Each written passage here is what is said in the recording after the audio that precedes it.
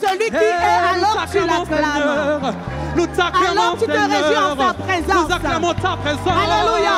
Alors tu l'élèves. Alors tu l'élèves. Nous acclamons ta majesté. En réalité, je n'ai pas besoin de te demander d'acclamer le Seigneur pour que tu l'acclames. Alléluia. Alléluia. Sans plus tarder, j'aimerais introduire ici une fille de la maison. Alléluia. Qui a fait ses preuves par son cœur pour le Seigneur, par son attachement à Dieu. Alléluia, par son cœur de fille, par son positionnement dans cette maison, auprès des hommes de Dieu, auprès de chacun de vous également.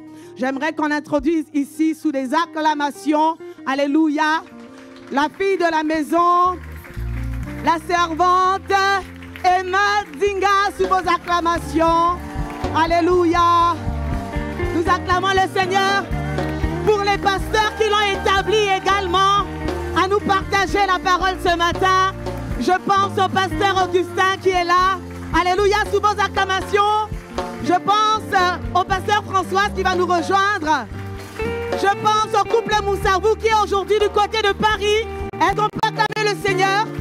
Nous acclamons le Seigneur pour les serviteurs de Dieu qu'il a établis au-devant de nous. Alléluia. Je n'ai pas besoin de vous le demander, n'est-ce pas? Sois bénie, ma petite sœur Emma, que j'aime de tout mon cœur. Alléluia. Amen, alléluia. Est-ce qu'on peut encore acclamer le Seigneur? Est-ce qu'on peut chanter? Est-ce qu'on peut louer le Seigneur avec ce chant? Amen. Est-ce que vous pouvez prendre ce chant, s'il vous plaît? Est-ce qu'on peut encore se concentrer sur la présence du Seigneur? Est-ce qu'on peut encore adorer celui qui est digne ce matin? Nous t'adorons, tu es là, agissant dans nos vies. Nous t'adorons, nous t'adorons, tu es là, transformant nos vies. Nous t'adorons,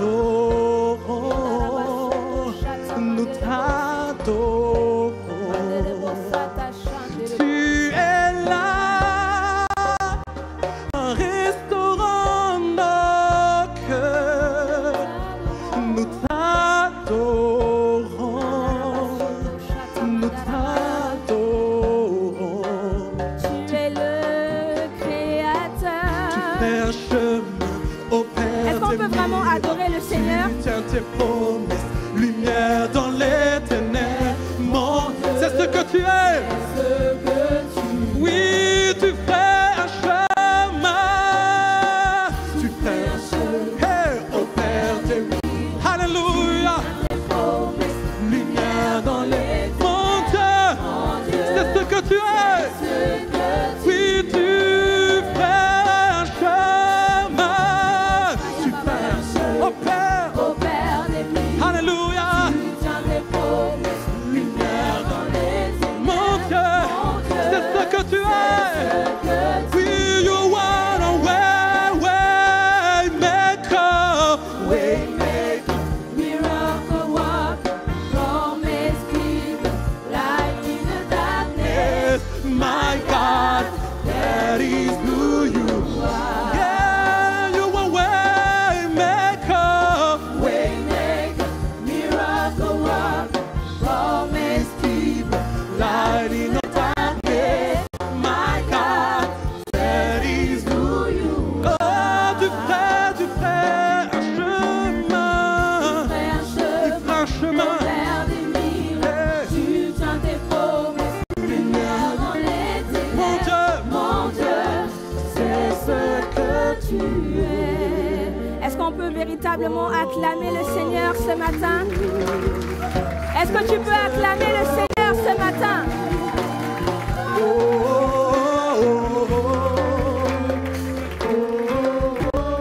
Amen, amen.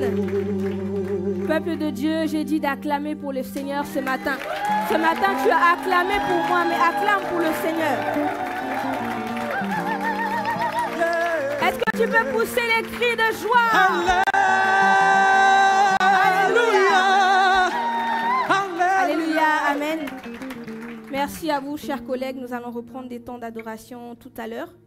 Donc, préparez-moi, s'il vous plaît, le chant « Tu es plus grand » pour tout à l'heure. Tu es plus grand que tout ce qu'on dit de toi.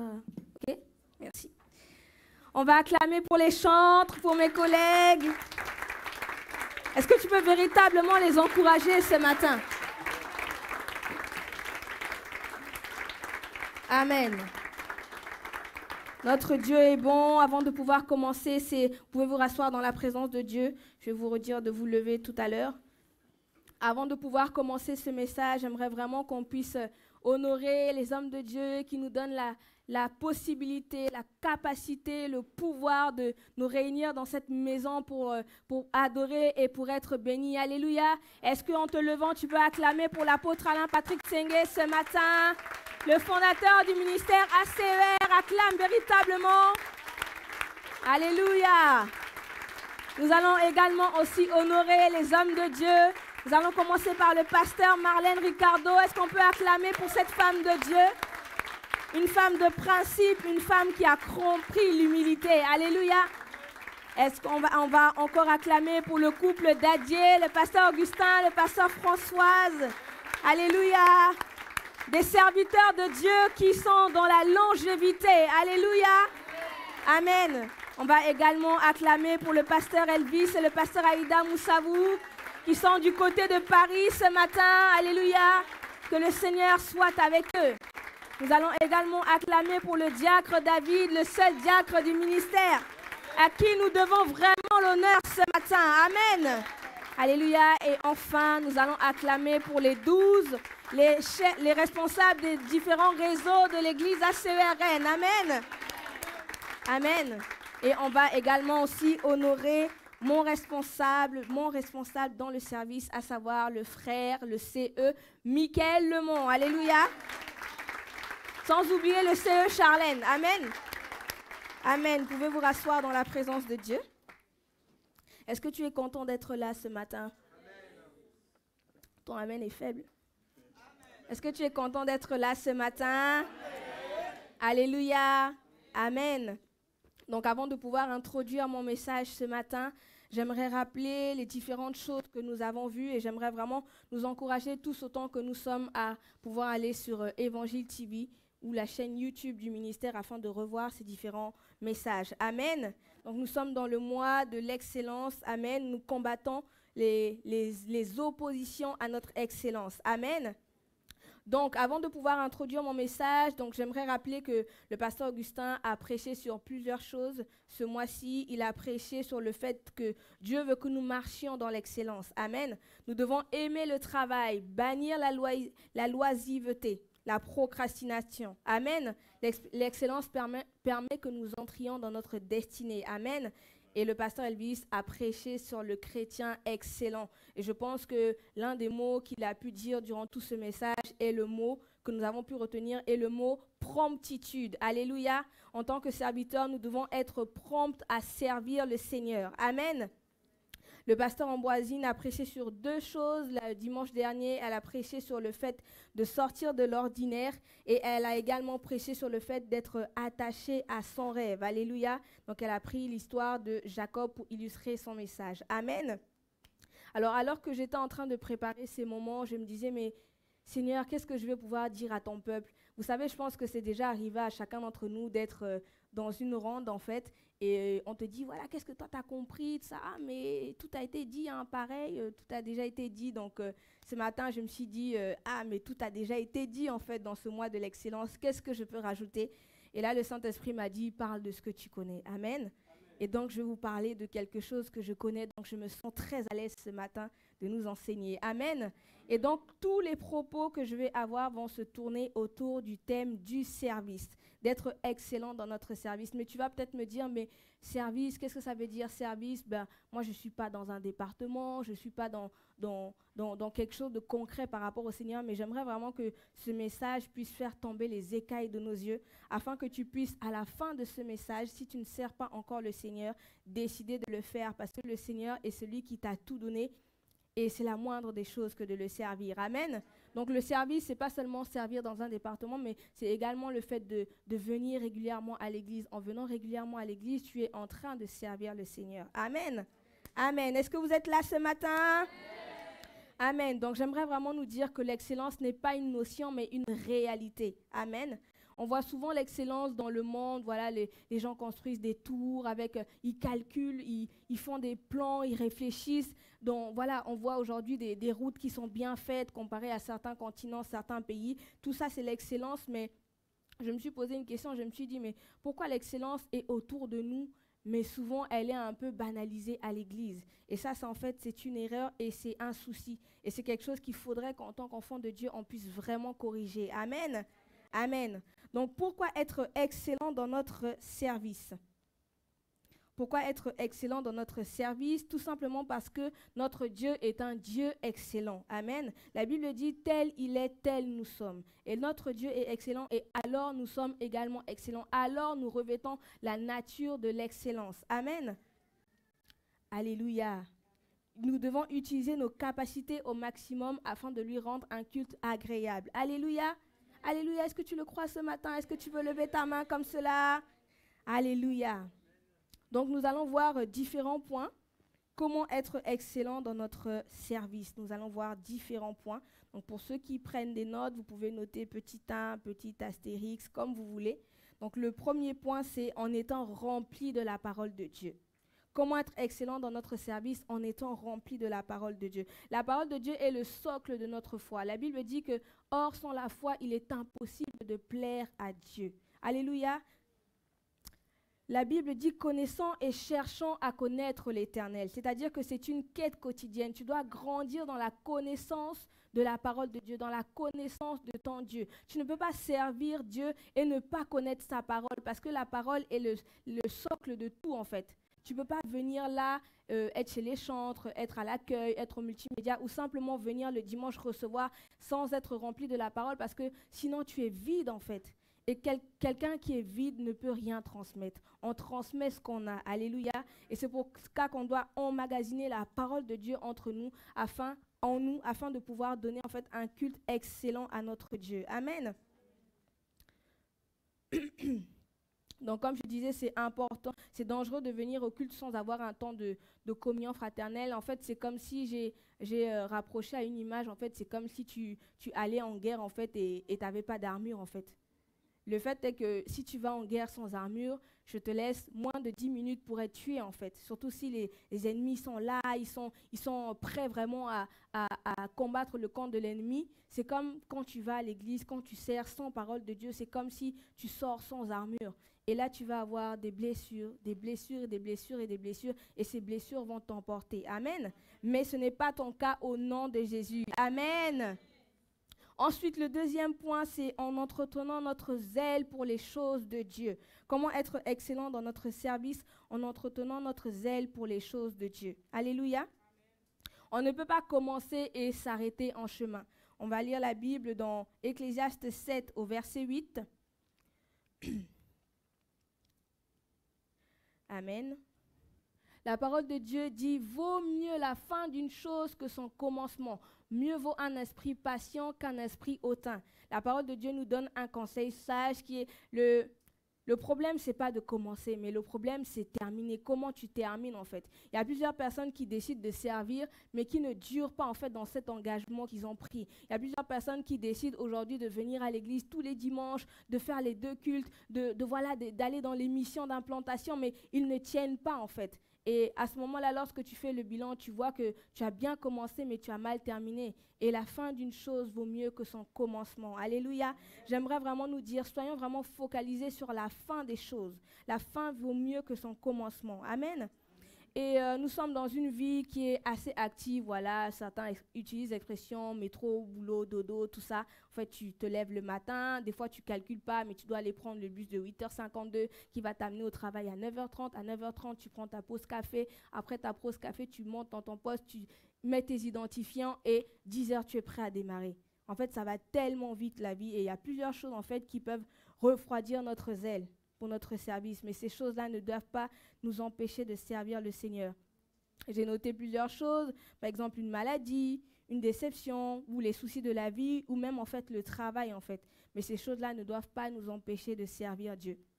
Amen. Celui qui aime le Seigneur le sert avec excellence. Souvent nous disons en fait que nous aimons le Seigneur mais ne voulons pas prendre soin de son œuvre. Et là en fait il y a une tare si on peut dire.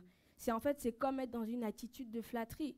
Tu dis au Seigneur, non mais Seigneur Jésus, je t'aime, je passe du temps dans ta présence, chaque dimanche, je suis vraiment là avant de venir au culte, je prie. Mais lorsque le Seigneur te demande plus de lui, lorsque le Seigneur te demande de vraiment sacrifier, de vraiment te dépouiller, là tu dis, ah Seigneur, j'ai pas le temps. Là Seigneur, vraiment, l'année prochaine. Moi j'ai un peu un problème avec certaines choses. Moi je ne suis pas d'accord avec ceux qui disent qu'ils ne peuvent pas servir le Seigneur parce qu'ils ont des enfants.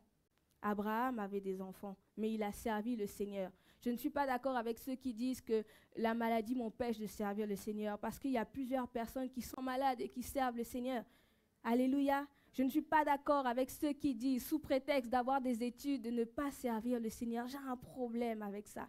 Parce que tout le long de mes études, moi, j'ai servi le Seigneur. Et je vois que c'est possible. Alors pourquoi il n'en serait pas de même pour toi? Amen. Le Seigneur a prouvé que c'est possible, en fait. Vous savez, une fois, j'étais en train de m'entretenir avec le pasteur Ornella, qui est ma belle-sœur, pour ceux qui le savent.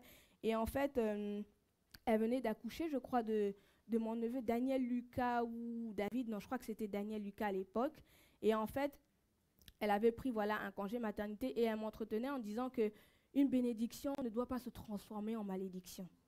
Lorsque tu as un enfant et que tu chéris cet enfant et que si cet enfant devient un obstacle à ton service, c'est qu'il y a un problème en fait. Si le fait d'avoir un boulot très haut placé t'empêche de servir, c'est qu'il y a un problème en fait. Et à ce moment-là, il faut se remettre en question et dire, non, j'ai fait de cette chose mon Dieu. Alors que mon Dieu mérite que je puisse tout lui donner. Alléluia. Alléluia. Est-ce qu'on est encouragé ce matin? Ah, je prie vraiment que les écailles tombent de nos yeux. Vous savez, en fait, certains messages qu'on entend de la part du Seigneur sont comme des jugements pour nous. Mais il faut savoir que le Seigneur nous parle. Et lorsque le Seigneur nous parle, nous devons vraiment prendre des engagements. Lorsque nous entendons une parole comme ça qui nous booste, qui nous tiraille dans notre chair, la chair n'est pas contente, l'âme n'est pas contente, assurément, c'est qu'il y a quelque chose à faire. Amen. Nous ne sommes pas trop vieux pour servir le Seigneur. Nous sommes jeunes. Chacun d'entre nous, au nom de Jésus, allons vivre jusqu'à 120 ans et plus. Alors décide vraiment de le servir. Alléluia. Décide vraiment de servir le Seigneur. Alléluia. Autre point, j'espère que je ne vais pas trop vite. Vous me dites si je vais trop vite. J'ai tendance à parler vite et à marcher vite. Ouais, je marche très vite. Pour ceux qui ont fait l'expérience de marcher avec moi, je marche très vite. N'est-ce pas, Laurence? Alors, le troisième point, si je me trompe, est en bannissant la négligence et la médiocrité. Alors là, je vais m'attarder sur ce point parce que c'est une chose que j'ai en horreur. Lorsqu'on sert le Seigneur et qu'on est négligent et médiocre. Alléluia.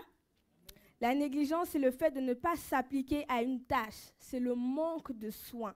Le manque de soin. Le service que tu rends à Dieu doit être un service de très haute qualité. Je compare avec le travail. Au travail, tu es quelqu'un de qualifié. Tu as bac plus 5, bac plus 10, bac plus 15, des compétences, une expérience d'une dizaine d'années. Mais lorsque tu viens servir le Seigneur, en fait, tu revais les ennemis de l'excellence. Tu revais la négligence, tu revais la médiocrité. Et là, il y a un problème. Parce qu'on sert le Dieu qui est excellent. On sert le Dieu qui t'a donné la vie. Et rien qu'à cause de ça, tu dois lui donner le meilleur de toi. Alléluia. Comment est-ce qu'on bannit la négligence? En planifiant les choses. Tu sais que tu dois servir le matin à 9h. C'est-à-dire que la veille, tu prépares ta tenue, tu fais plein de choses afin de ne pas être en retard. Alléluia. C'est important de donner le meilleur à notre Dieu. Alléluia, parce qu'il mérite le meilleur. Alléluia. Soyons vraiment des personnes organisées. La Bible n'est pas contre ces choses. Au contraire, le Seigneur nous a donné une intelligence afin que nous puissions la mettre au profit de son œuvre. Alléluia. Alléluia, c'est important. Donc moi, je viens d'un pays en Afrique, quelque part, on ne va pas citer, où en fait le retard est une norme.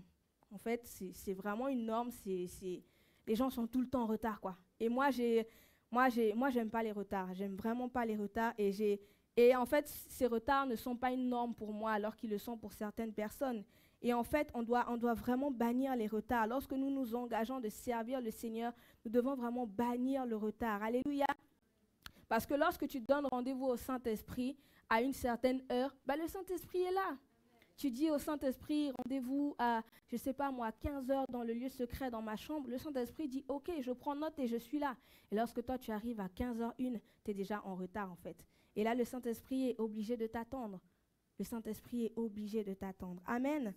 Est-ce que tu peux répéter avec moi? Je bannis la médiocrité et la négligence dans mon service. Alléluia. Alléluia. Le quatrième point est en prenant conscience de la personne même de qui nous adorons. Alléluia. Donc la personne en gros du Seigneur. Tu dois être conscient que tu adores une personne qui s'appelle Monsieur le Saint-Esprit. Tu sers une personne qui s'appelle Monsieur le Saint-Esprit. C'est un homme formidable, excellent. Alléluia. Mais plusieurs personnes servent le Seigneur sans véritablement le connaître. Et je suis tombée dans ce piège il y a quelques années. Je venais, je servais à la chorale et tout ça là. Mais en fait, je ne m'attardais pas plus que ça à connaître le Seigneur. Et au bout d'un moment, je me suis rendu compte que j'étais dans le faux, que j'étais dans la flatterie. Et j'ai dû me remettre en fait en question et véritablement chercher davantage à connaître le Seigneur afin de vraiment le servir avec toute la connaissance que j'avais et que j'essaye d'améliorer pour le servir. Amen.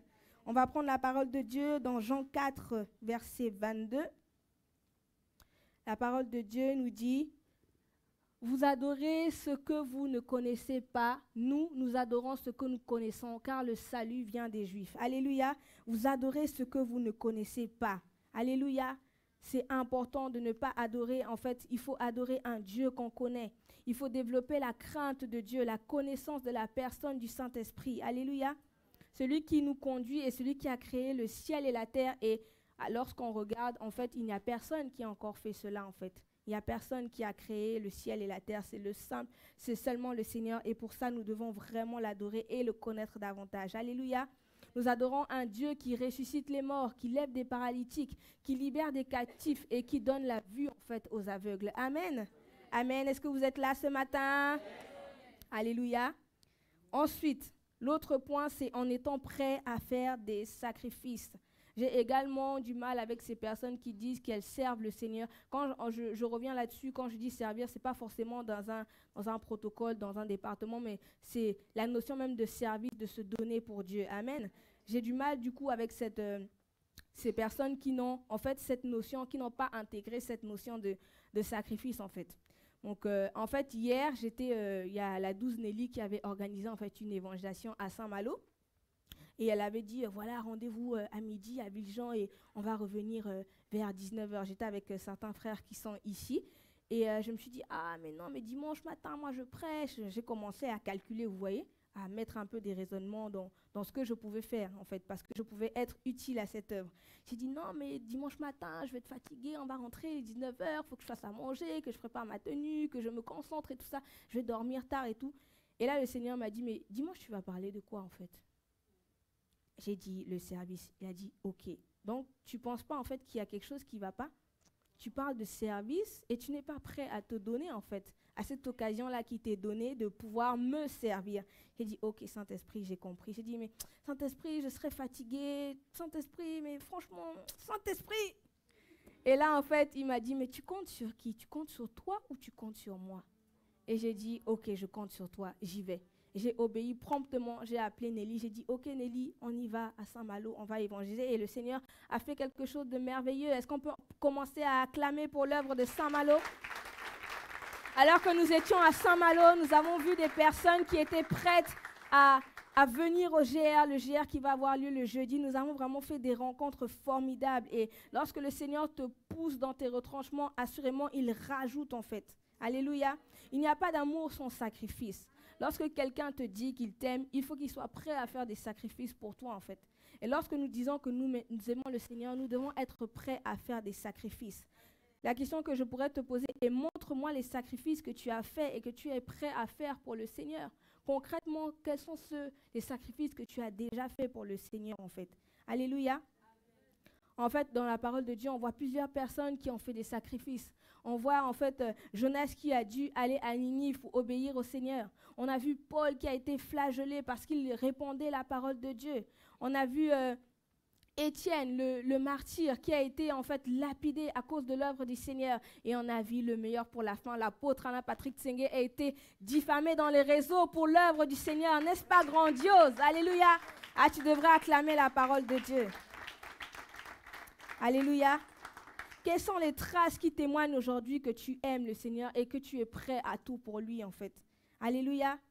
Servir, ce n'est pas donner, mais c'est se donner. Alléluia. Il faut qu'on intègre vraiment cette notion. Servir, c'est se donner. Ce n'est pas donner, mais c'est se donner. Alléluia. Celui qui n'intègre pas vraiment cette notion de renoncement à soi, en fait, il doit repartir, il doit réfléchir en fait avec Dieu et se repentir. Alléluia. Souvent, en fait, on est loin du compte par rapport à la notion de sacrifice. Amen. Et celui qui n'a pas intégré cette notion de sacrifice dans son service, en fait, ce n'est qu'une question de temps avant qu'il craque. Franchement, ce n'est qu'une question de temps. Tu peux servir 10 ans, 15 ans, mais si tu n'as pas intégré cette notion de sacrifice, d'amour pour le Seigneur, au bout d'un moment, tu vas t'essouffler, en fait. Et tu vas te dire, là, c'est trop, j'ai assez donné, je m'arrête là. Mais celui qui dit que je donne tout, mon corps, mon âme, mon esprit au Seigneur, il va tenir de nombreuses années et de nombreuses années encore. Comme Abraham qui était vieux, mais a décidé de servir le Seigneur. Amen. Alléluia. La Bible dit dans Matthieu 6, au verset 33, « Recherchez d'abord le royaume et la justice de Dieu, et tout cela vous sera donné en plus. » Tout cela. La Bible dit, « Recherchez d'abord le royaume de Dieu et sa justice, et toutes choses vous seront données. » Alléluia. Recherchez d'abord. Alléluia. Nous devons rechercher d'abord le royaume de Dieu et sa justice. Alléluia. Et le Seigneur va rajouter dans nos vies. Alléluia. Ensuite, l'autre point, c'est en ne cherchant pas la visibilité des hommes, mais celle de Dieu. Combien de fois j'ai vu ces choses? Des personnes qui aiment être vues, en fait, des hommes, mais qui ne sont pas visibles de Dieu.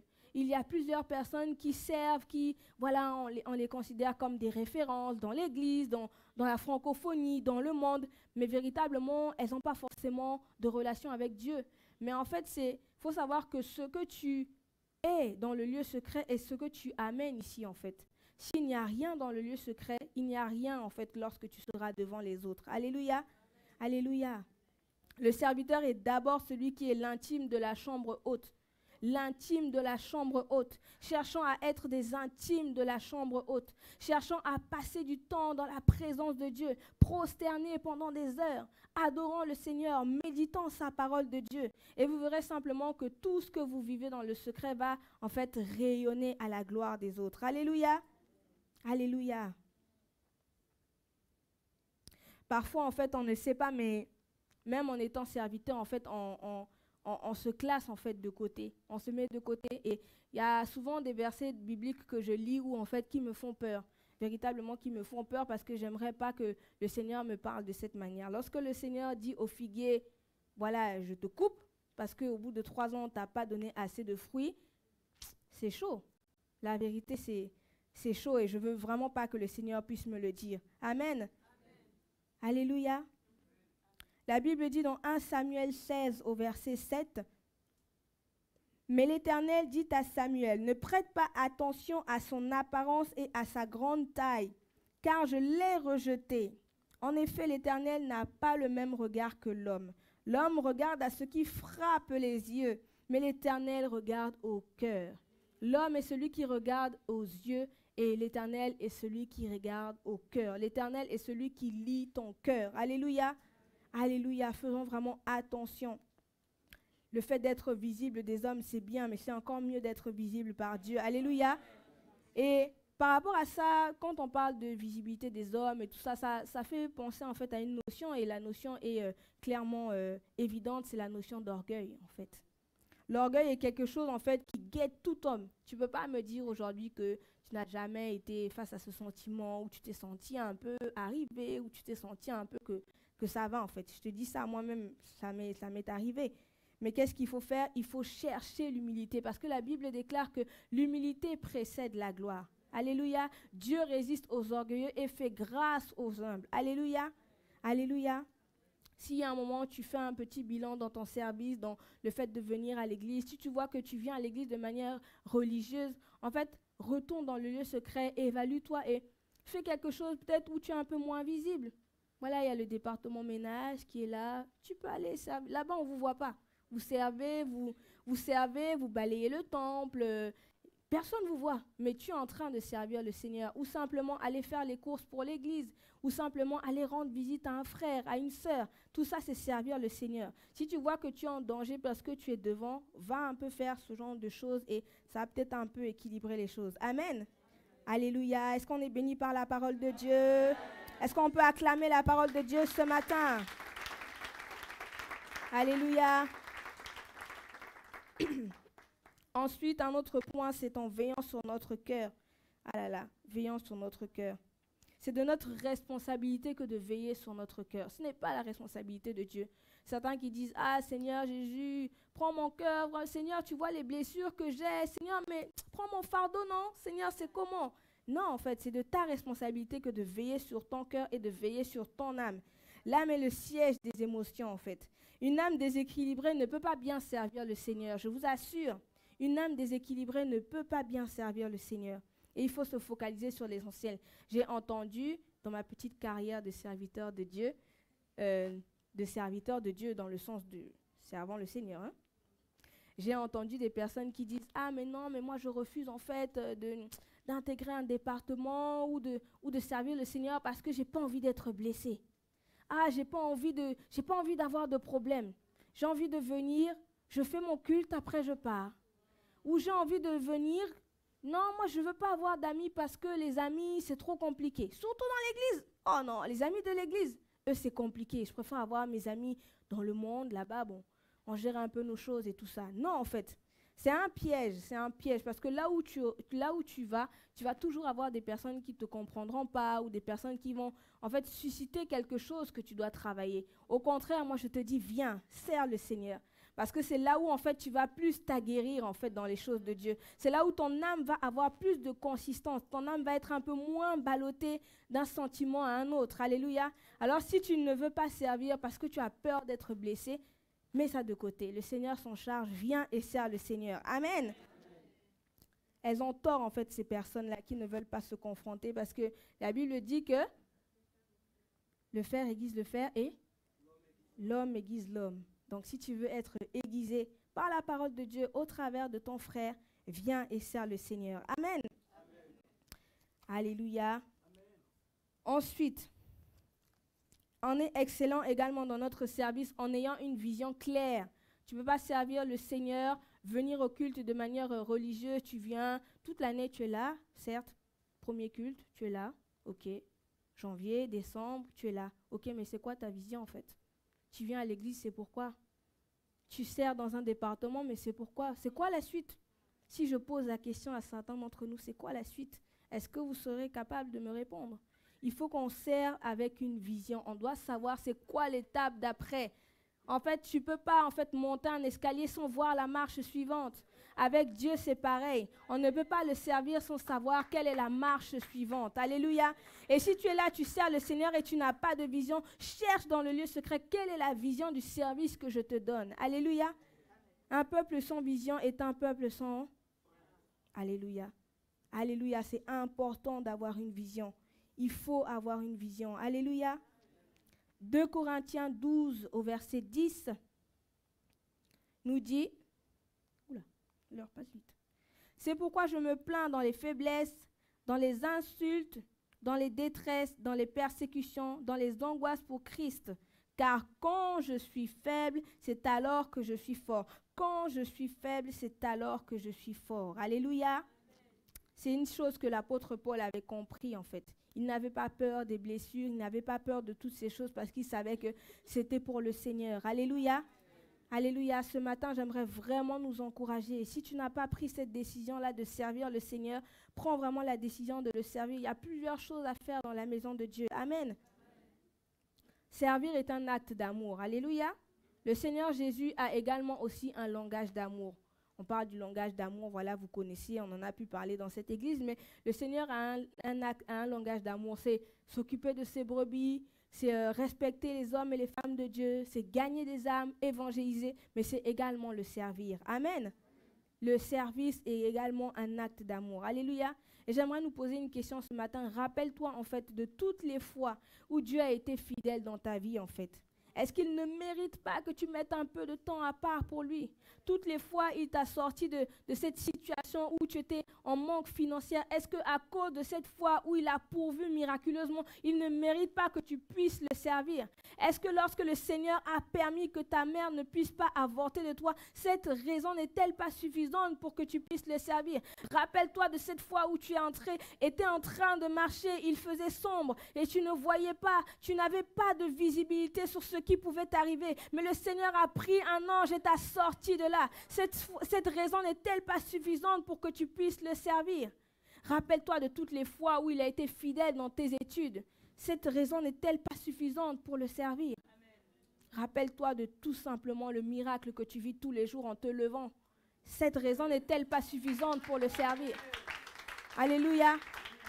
Alléluia. Notre Dieu est grand. Alléluia. Certaines personnes ne se rendent pas compte pourquoi elles n'ont pas certaines bénédictions. Ah, mais Seigneur, je sème dans ta vie. Voilà, on a dit les bâtisseurs, mais j'ai donné, voilà, 50 €. Ce mois-ci, en octobre, la semaine prochaine, je vais te donner les 50 €. Ah, mais Seigneur, mais je ne comprends pas. J'attends une bénédiction depuis, voilà, 2 ans, 3 ans, voilà, mais je ne vois pas la bénédiction. Seigneur, qu'est-ce qui se passe? Honnêtement, certaines fois, c'est parce que tu ne le sers pas. C'est parce que des fois, tu ne le sers pas que tu n'as pas certaines bénédictions. Parce qu'il y a une chose dont je suis convaincue, c'est que les personnes qui le servent sont bénies. Pas plus que les autres, mais elles sont bénies. Et cette bénédiction, des fois, est suffisante pour t'amener au large, en fait. Alléluia. Alléluia. Ne soyons vraiment pas ingrats vis-à-vis du Seigneur. Alléluia. Le Seigneur est celui qui rend au centuple. En fait, le Seigneur, c'est quelqu'un de merveilleux parce qu'il n'a pas besoin de... Comment dire, si on utilise un pourcentage, il n'a pas besoin de 100%, en fait. Il a juste besoin de... Allez, comment est-ce qu'on va dire ça pour être un peu... 0,00009%. Il a juste besoin de ça, que tu puisses te donner à cette hauteur-là, et lui, il va faire le reste, en fait. Lorsqu'on demande de servir, c'est pas de, oui, non, tous les jours tu es à l'église, ou tous les jours tu fais ceci. Non, en fait. Trouve la capacité que tu peux faire pour le servir et sois fidèle dans cette tâche-là et assurément, c'est là même qu'il va te bénir. Alléluia. Il y a un lieu dans la parole de Dieu où c'est écrit là. Je te bénirai là. Je te bénirai là. Alléluia. Et c'est dans ce là que le Seigneur te bénit. Alléluia. Alléluia. Certains enseignements que nous écoutons sont comme un jugement. Ce matin, tu as entendu la parole de Dieu. Le Seigneur de Dieu va te dire, bon, il y avait une jeune fille habillée un peu comme ci, comme ça, dimanche 29 septembre à 11h19. Elle t'a prêché sur le fait de servir, mais tu as entendu, c'est passé de l'autre côté. En fait, c'est comment en fait? Tu as entendu la parole de Dieu. La parole de Dieu, la Bible dit que la parole de Dieu nous rend libres en fait. Lorsqu'on entend, elle nous affranchit. Donc ce matin, en fait, des écailles sont tombées de tes yeux. Maintenant, la décision, la balle est dans ton camp. Lorsque tu sors de cet enseignement, lorsque tu sers de ce mois de l'excellence, la balle est dans ton camp. Si la semaine d'après, tu es un peu toujours dans la médiocrité, tu n'es pas dans l'excellence, c'est qu'il y a un problème en fait. C'est qu'il y a un problème. Alléluia. La parole de Dieu a été prêchée ce matin et c'est à nous de poser les actes correspondants. Vous savez, le Seigneur est celui qui attend des fois de nous des actes correspondants. Lorsque nous entendons sa parole, il attend de nous un acte correspondant. Et j'aimerais vraiment que, après ce message, tu puisses décider véritablement de le servir. D'une manière ou d'une autre, que tu puisses véritablement le servir. Il y a la place pour tout le monde dans la maison de Dieu, dans le monde entier. Il y a de la place pour tout le monde pour servir le Seigneur. Alléluia. Venir entendre la parole de Dieu n'est pas suffisant. Venir entendre la parole de Dieu tous les dimanches n'est pas suffisant. Arrêtons de nous leurrer là-dessus. Ce n'est pas suffisant. Ce n'est pas suffisant. Amen. Amen. Alléluia. Et j'aimerais vraiment encore beaucoup que nous puissions encourager nos chers pasteurs. C'est des pasteurs, c'est des personnes qui ont tout compris. Franchement, en fait, des fois, comment dire ça? On cherche les choses difficiles alors qu'elles sont faciles. Des fois, il suffit simplement d'imiter, de regarder et d'imiter. Vous voyez le pasteur Augustin qui est là, le pasteur Elvis qui est, voilà, aujourd'hui, il a fait la route hier pour aller jusqu'à Paris. Le lendemain, il travaille. Il doit se lever à 8 heures. Et là, tout à l'heure, il doit faire la route, je ne sais pas, à 4 heures, 3 heures, je ne sais pas, le temps de faire la communion fraternelle et tout ça. Et En fait, retenons simplement en fait que la brebis suit le berger, ok? Et le disciple est comme son maître. Alléluia. Le disciple est comme son maître. Si nous voulons véritablement être les disciples du Seigneur, alors intégrons cette notion-là de service. Alléluia. Simplement, si on va dans les actes des apôtres et qu'on voit tout ce que les apôtres ont fait pour le Seigneur, assurément, si nous ne sommes pas à cette dimension, c'est qu'il y a un problème. Si nous ne sommes pas à cette dimension d'être appelés vauriens, d'être appelés, je ne sais pas moi, d'être flagellés, d'être poursuivis, d'être montrés du doigt pour le Seigneur, c'est qu'il y a un problème en fait. Alléluia. Amen. Alléluia. Est-ce que cette parole nous a affranchis ce matin? Est-ce qu'elle nous rend libres ce matin? Est-ce qu'elle te permet de prendre une décision ce matin? Alléluia. Est-ce que tu peux te lever ce matin? Est-ce que tu peux véritablement te lever ce matin?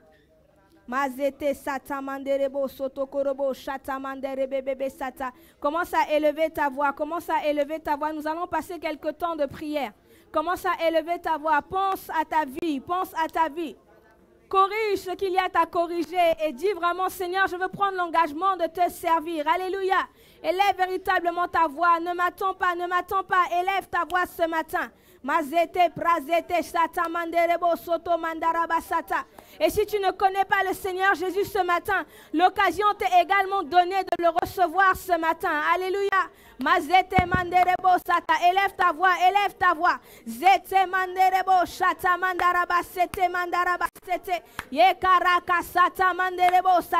Père, merci parce que tu as franchi, Seigneur, oh Dieu. Merci parce que ta parole nous rend libres. Merci parce que ta parole nous parle ce matin. Merci parce qu'au travers de toi, Seigneur, je décide encore de davantage te servir. Merci, Seigneur, parce que je me rends compte que je n'ai pas encore fait assez pour toi. Je veux faire davantage. Je ne veux pas être religieux, venir simplement à l'église et repartir sans te donner tout de moi. Parce que tu es celui qui a tout donné. Peuple de Dieu, élève ta voix ce matin. Est-ce que nous pouvons adorer le Seigneur avec ce chant? Mazete manderebo sata karabasata. Endara baba sata manderebo sata manderebo sete. Endara baba sete mandara.